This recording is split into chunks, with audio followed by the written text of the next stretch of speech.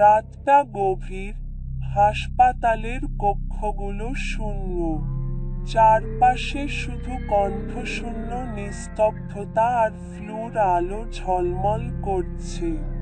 ডাক্তাররা সবাই বাড়ি ফিরেছেন। শুধু রাতের শিফটের নার্সরা এখানে রয়েছেন। নার্স রেহানা ও মেঘলা কক্ষের দিকে এগোচ্ছিলেন, যখন হঠাৎ একটি ঠান্ডা হাওয়া তাদের শরীরের ভেতর দিয়ে ছুটে গেল। কোনো দরজা খোলা ছিল কি? রেহানা জিজ্ঞেস করল। মেঘলা চুপ করে থাকল। হাসপাতালের পুরনো ভেন্টিলেশন সিস্টেম থেকে একটি ঝিকমিক শব্দ শোনা গেল। তারা ভ্রু কুঁচকিয়ে তাকালো।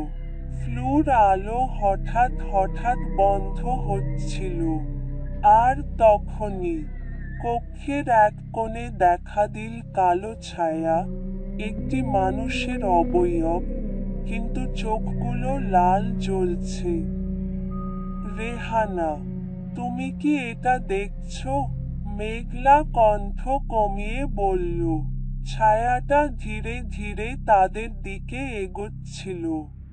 রেহানার হৃদয় যেন থেমে গিয়েছিল। তিনি চেষ্টা করলেন। এটা কেবল ছায়া, ছায়া, কিন্তু নিজের ভয়ও তিনি বুঝছিলেন। ছায়া হঠাৎ কক্ষের মধ্যমে এসে থেমে গেল। বাতাস থমকে গেছে মনে হলো, এবং তারপর একটা কণ্ঠ শোনালো, তোমরা কেন এখানে এসেছো? এটি ছিল মানসিক নয়, বরং কিছুর কণ্ঠ, যা মৃত ও জীবিতের মাঝামাঝি। নার্সরা পালানোর চেষ্টা করলেও কক্ষের দরজা নিজে থেকেই বন্ধ হয়ে গেল। ছায়াটা তাদের চারপাশে ঘুরতে শুরু করল। দেখা গেল তার হাতে রক্তমাখা হাসপাতালের ওষুধের বোতল। মেঘলা হঠাৎ চিৎকার করে উঠল, এই হাসপাতালে তো কেউ মারা যায়নি আজ। ছায়া ধীরে ধীরে ফিসফিস করতে লাগল, না, কিন্তু আমি আছি। যারা এখানে মারা গেছে তাদের অপেক্ষায়। কক্ষের সব ইলেকট্রনিক যন্ত্রপাতি হঠাৎ করে বন্ধ হয়ে গেল। রেহানা মেঘলার হাত শক্ত করে ধরল। তারা জানল, এ রাত তারা যদি ছায়ার আগ্রাসন থেকে বাঁচতে চায়, তাহলে তাদের পুরনো হাসপাতালের ফাইলঘর থেকে একটি রহস্যময় কাগজ বের করতে হবে। কাগজ খুঁড়ে দেখল, বছর 10 আগের হাসপাতালে এক রোগীর রহস্যজনক মৃত্যু। সে রোগী ছিল একটি গুপ্ত জাদু গবেষকের শিকার। সেই রাতে রোগী মারা যাওয়ার পর থেকেই হাসপাতাল জুড়ে ছায়া ঘুরছে। ছায়াটা তাদের চারপাশে ঘুরতে থাকল, ক্রমশ আরো কাছে এসে ফিসফিস করল, আমাদের কথা রাখো, তোমরাও আছো একদিন। এবার রেহানা সাহস জোগাল। তিনি কাগজটি ছায়ার দিকে দেখালেন। ছায়া হঠাৎ থমকে গেল। কাগজের রহস্যময় লেখাটি পড়তে শুরু করল। ধীরে ধীরে ছায়ার অশুভ শক্তি ক্ষীণ হতে লাগল, এবং রাতের অন্ধকারে কেবল ফ্লুর আলো জ্বলজ্বল করছিল। কিন্তু হাসপাতালের বাতাসে এখনো ফিসফিস শোনা যাচ্ছিল, আমি ফিরে আসব, আমি সব সময় আছি, নির্বিকার রাতের শেষে। রেহানা আর মেঘলা জানল, হাসপাতালে শুধু রোগীই নয়, মৃতদের কালো ছায়া এখনো ঘুরে বেড়াচ্ছে।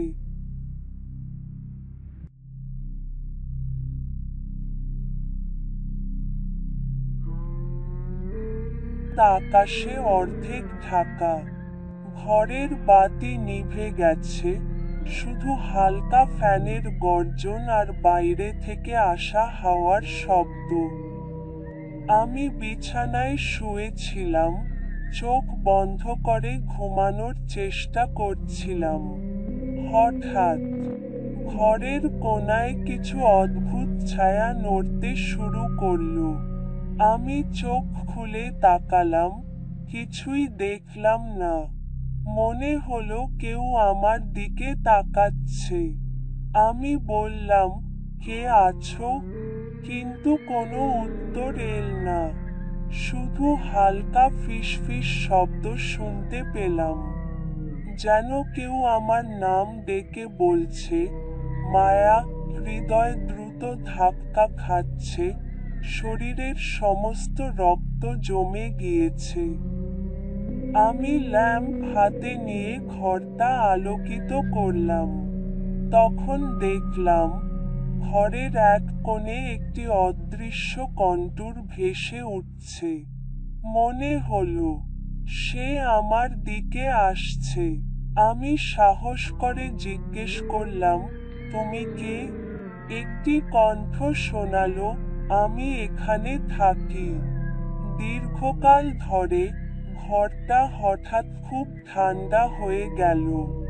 জানালা ও দরজা বন্ধ, কিন্তু বাতাসে যেন অন্য এক জগতের ঘ্রাণ ঢুকে গেছে। আমি শ্বাস নিয়েছি আর বললাম, আমার ঘরে কেন? কণ্ঠটা ফিসফিস করে বলল, তোমার প্রাচীরের নিচে আমি বেঁচে আছি। তুমি আমাকে দেখতে পারো না, কিন্তু আমি তোমাকে দেখি। পরের কয়েকদিন ঘরে অদ্ভুত ঘটনা ঘটতে লাগলো। রাতবেলা বিছানার পাশে পা হাঁটানোর শব্দ, টেবিলের ওপর রাখা জিনিস নিজেই স্থান পরিবর্তন করা, কেউ না থাকা অবস্থায় দরজা খোলা বাঁধা হওয়া। এক রাতে আমি সাহস করে জিনের সঙ্গে কথোপকথন শুরু করলাম। সে বলল, আমি তোমার ঘরে নিরাপদভাবে আছি। তুমি যদি আমাকে সম্মান দাও, আমি তোমাকে কিছু শক্তি দেব। আর যদি বিরক্ত করো, আমি তোমাকে দেখাবো আমার রূপ। আমি খুব ভয় পেলেও বুঝতে পারলাম এ এক ধরনের প্রাচীন জিন, যে আমার ঘরের সাথে আবদ্ধ। কয়েক সপ্তাহ পর আমি খুঁজে পেলাম যে জিনটি আমার পরিবারের সাথে বহু প্রজন্ম ধরে আছে। সে কখনো আক্রমণ করে না, শুধু রাতের সময় উপস্থিত হয়।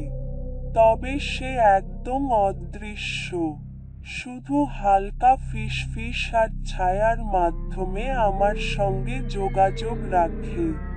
শেষে আমি শিখলাম, আমার ঘরে থাকা এই জিনকে ভয় না পেয়ে সম্মান দিতে হবে।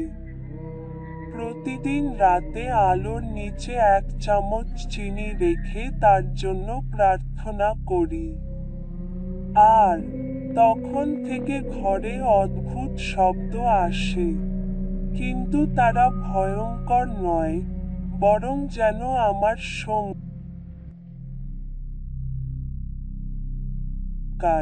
বাইরে হাওয়া শীতল, কিন্তু ঘরের ভিতর হঠাৎ অসহনীয় ঠান্ডা ছড়িয়ে পড়েছে।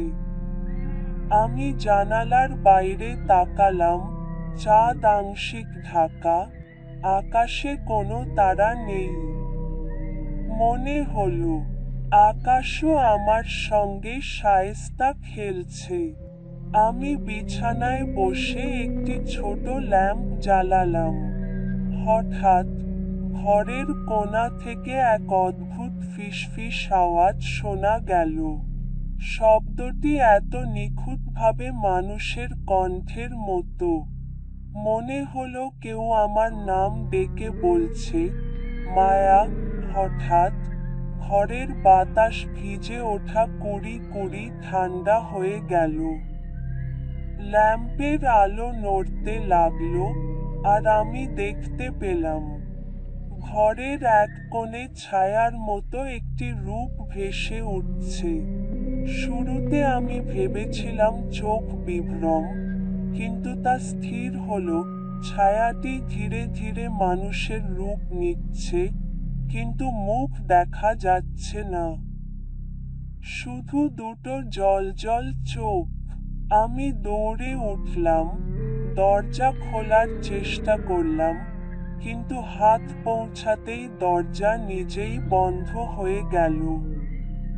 ফিসফিস কণ্ঠটা আবার শোনা গেল, তুমি আমাকে অমান্য করলে।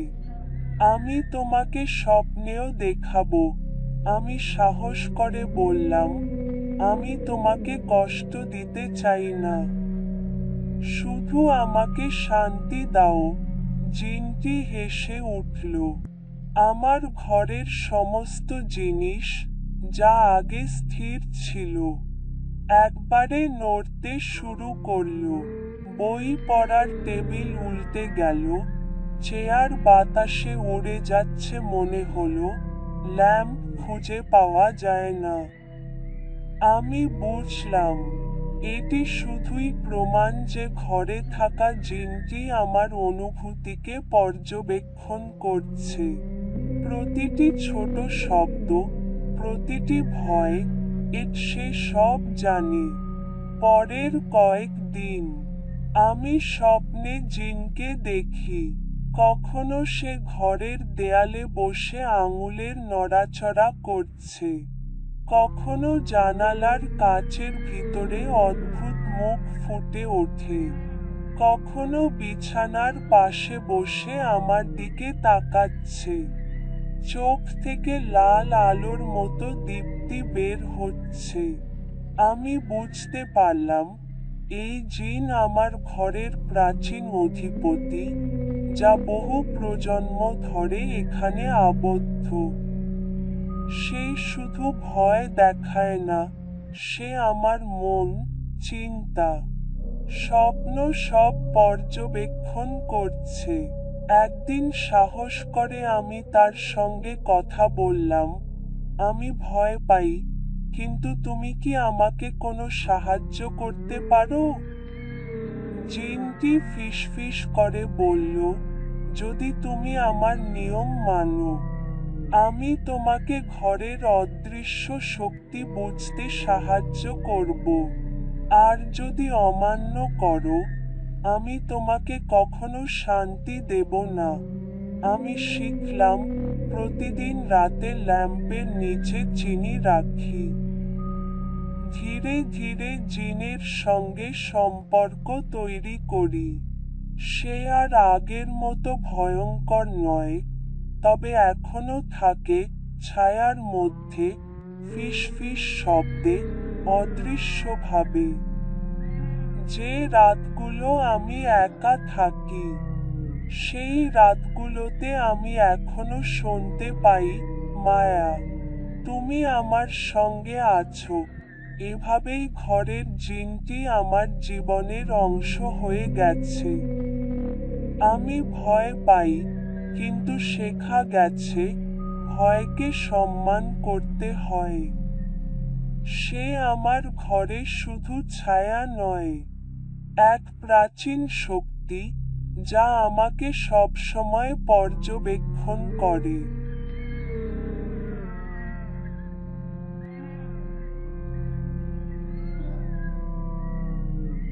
রাতের অন্ধকার ঘন ও নিস্তব্ধ। বাইরে ঝড় উঠেছে, আর ঘরের ভিতর হঠাৎ অস্বাভাবিক ঠান্ডা ভেসে আসে। আমি ল্যাম্প জ্বালালাম, কিন্তু আলো যেন পুরো ঘরকে আলোকিত করতে পারছে না। হঠাৎ ফিসফিস আওয়াজ শোনা গেল, মায়া, আমি এখানে। চোখের কোণে আমি দেখলাম ছায়ার মতো একটি রূপ, মানুষের মতো আকারের, কিন্তু মুখ অদৃশ্য।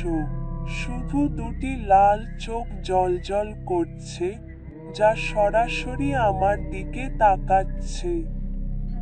হঠাৎ ঘরের সমস্ত জিনিস নড়তে শুরু করলো। চেয়ার উড়ে গেল, বই পড়ার টেবিল উল্টে গেল।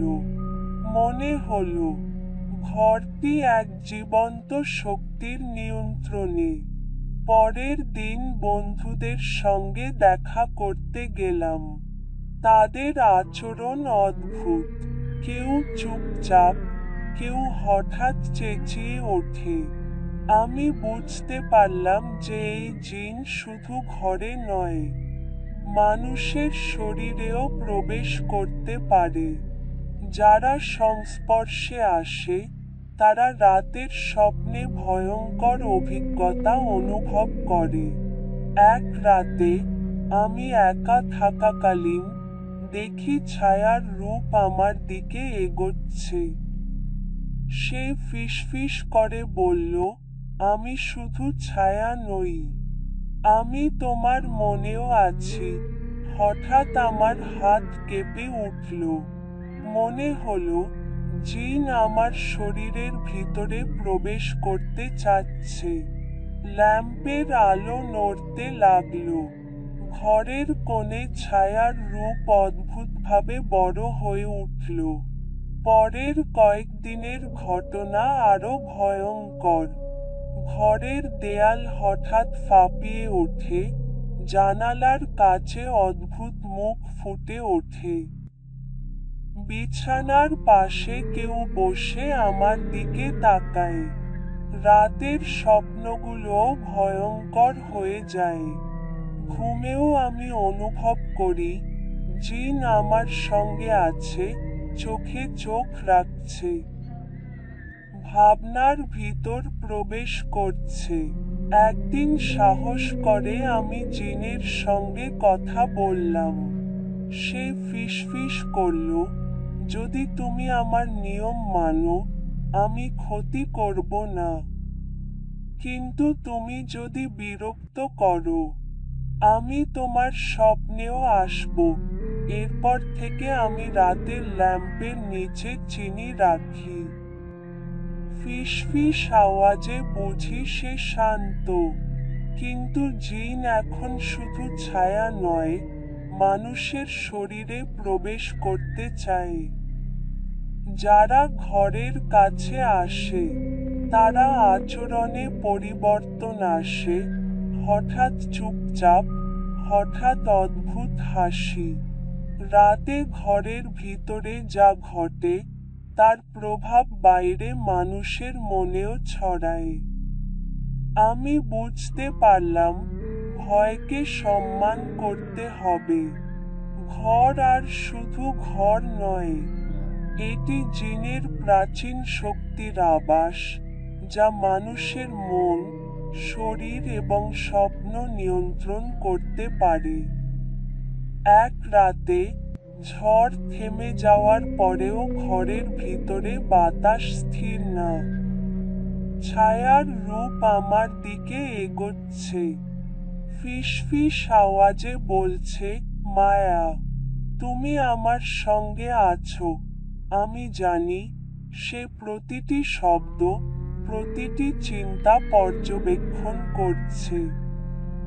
রাত যত গভীর হয়, তার লাল চোখের দীপ্তি আরো জ্বলজ্বলে মনে হয়।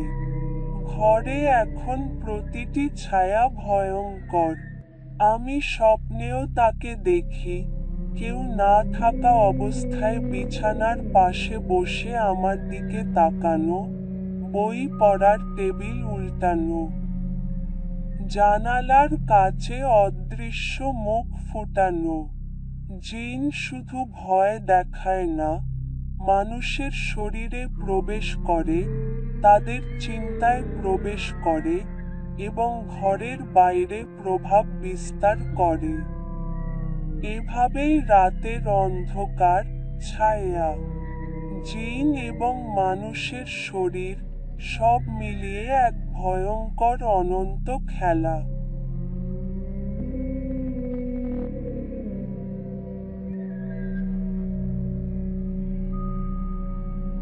রাত গভীর, চাঁদ অদৃশ্য, বাতাসে ভেসে আসে অদ্ভুত গন্ধ, ভেজা মাটির গন্ধ, নোংরা পাতা, এবং কোনো অদৃশ্য কিছুর শীতল ছায়া। গ্রামের প্রাচীন কবরস্থান, যেখানে বহু বছর কেউ যায়নি, আজ যেন জীবন্ত। পাতা কেঁপে ওঠে, গাছগুলো যেন চিৎকার করছে, আর কুয়াশার মধ্যে কোনো অদ্ভুত চোখ নজর রাখছে।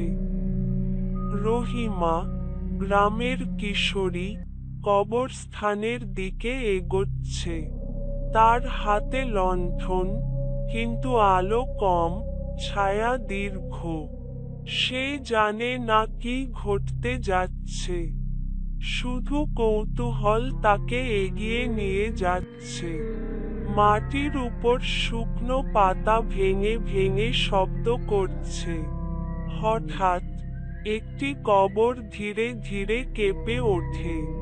মাটির নিচ থেকে ধীরে ধীরে বের হলো এক জিন।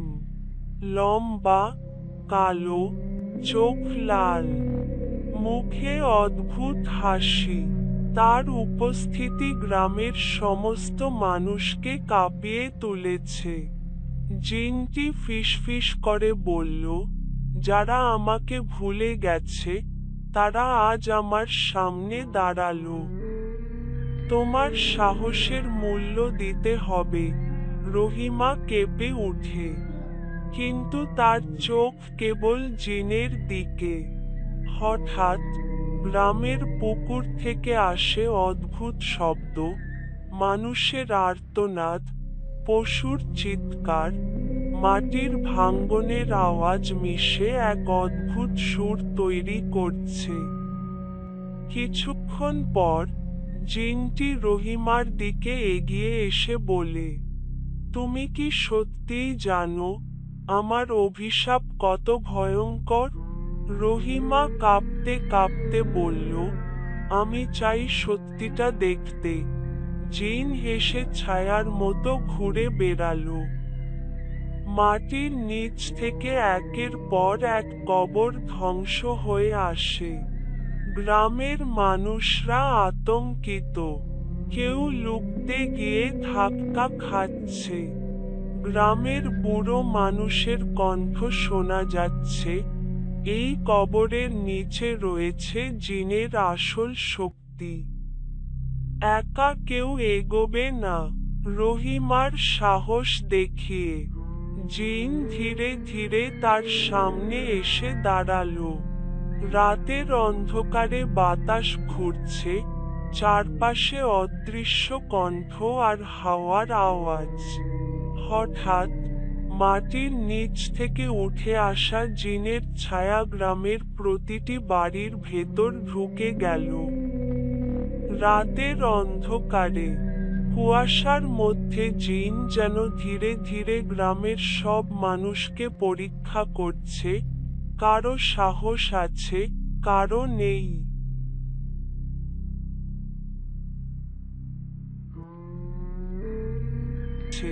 চারপাশে বাতাসের অদ্ভুত শব্দ, পাতা ভাঙার আওয়াজ আর মাটির ভেতর থেকে এক অদ্ভুত হাহাকার শোনা যাচ্ছে। হঠাৎ জিন তার হাত বাড়িয়ে রহিমার দিকে এগোলো। তুমি চাইলে আমি তোমাকে আমার প্রকৃত শক্তি দেখাবো, জিন ফিসফিস করে বলল।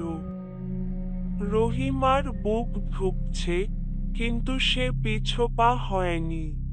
আমি ভয় পাই, কিন্তু সত্যিটা জানতে চাই, সে কণ্ঠে কেঁপে কেঁপে বলল। জিন হেসে ধীরে ধীরে তার চোখ লাল থেকে ধূসর হয়ে যায়, আর একটি অদ্ভুত অমলিন আলো চারপাশে ছড়িয়ে পড়ে।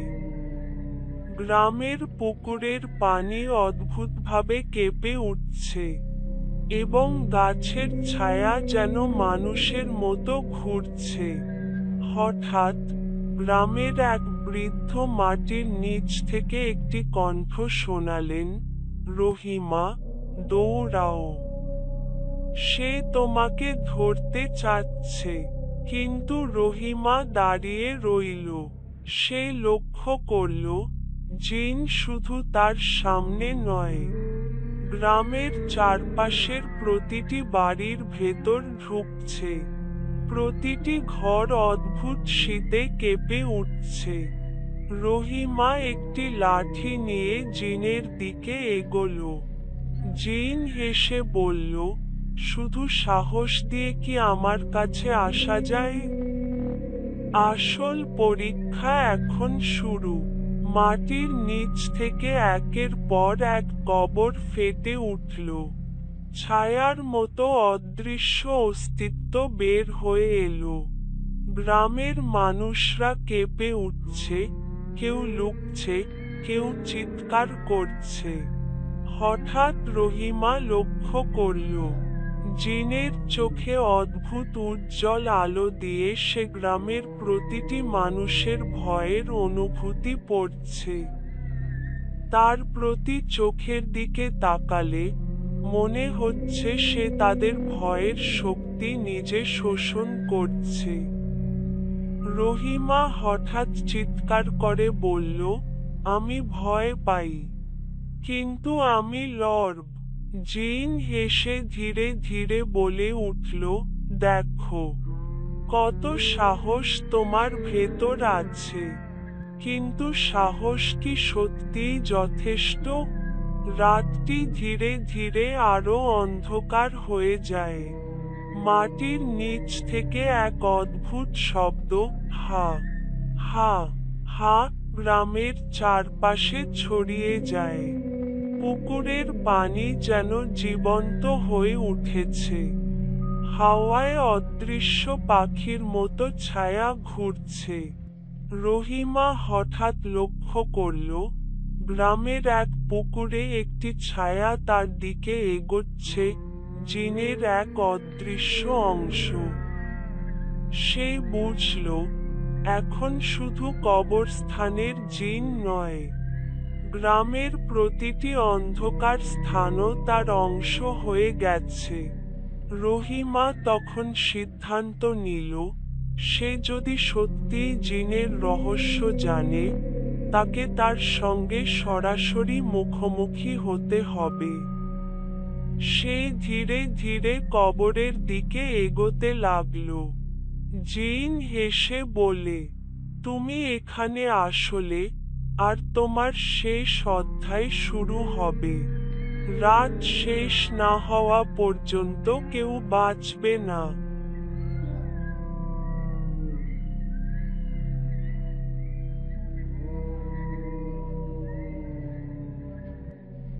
সবকিছু ধীরে ধীরে অদৃশ্য হয়ে যাচ্ছে। রহিমা এখন কেবল কবরের সামনে দাঁড়িয়ে। জিন তার চোখে চোখ রেখে ফিসফিস করল, তুমি সাহস দেখালে, কিন্তু কি তুমি সাহসের মূল্য দিতে পারবে? রহিমা কাঁপতে কাঁপতে বলল, হ্যাঁ, আমি লড়ব। জিন হেসে ধীরে ধীরে নিজের পুরো শরীর কালো ধোঁয়ার মতো ছড়িয়ে দিল। গ্রামের চারপাশে ছায়া ভেসে বেড়াচ্ছে। প্রতিটি মানুষের ভয়ের শক্তি জিন শোষণ করছে। মাটির নিচ থেকে এক অদ্ভুত শব্দ, হা হা হা, গ্রামের প্রতিটি কণায় ঘুরছে। রহিমা তখন একটি সাহসী সিদ্ধান্ত নিল।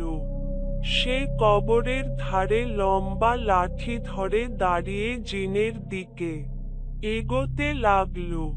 জিন হেসে বলল, শুধু সাহস দিয়ে আসলে কি হবে? আসল পরীক্ষা এখন শুরু। হঠাৎ রহিমার ভেতর এক অদ্ভুত শক্তি জেগে উঠল, যা জিনের চোখেও দেখা গেল। সে কেবল লাঠি না, নিজের ভয়ও নিয়ন্ত্রণ করতে শিখেছে। রহিমা চিৎকার করে বলল, আমি ভয় পাই, কিন্তু আমি আর আপনার কাছে ভয় দেখাবো না।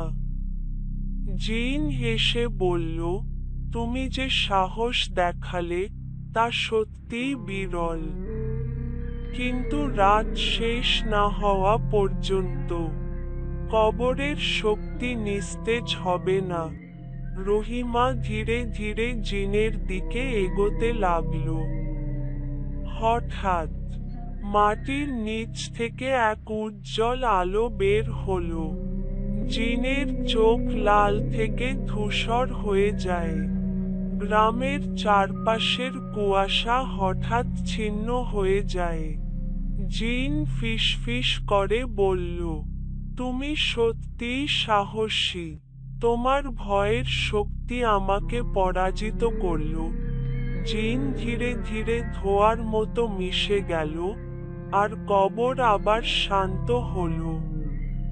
গ্রামের মানুষরা, যারা লুকিয়ে ছিল, তারা ধীরে ধীরে কবরস্থানের দিকে এগিয়ে এলো। কেউ চিৎকার করছিল না, কেউ কাঁপছিল না। রাতের ভয়ের ছায়া ধীরে ধীরে কমে গেল। রহিমা কেবল দাঁড়িয়ে আছে, তার চোখে আলো, হৃদয়ে সাহস। গ্রামের মানুষরা তাকে দেখল এবং ধীরে ধীরে তারা বুঝল, সাহস আর ভয়কে নিয়ন্ত্রণ করলেই অন্ধকারও পরাজিত করা যায়। গ্রামের কবরস্থানের চারপাশ আবার শান্ত, কিন্তু রাতের অভিশাপের গল্প গ্রামে বারবার বলা হবে। জিনের কবর থেকে উঠে আসা ভয়ের শক্তি এবং রহিমার সাহস, যা রাতকে জয় করল।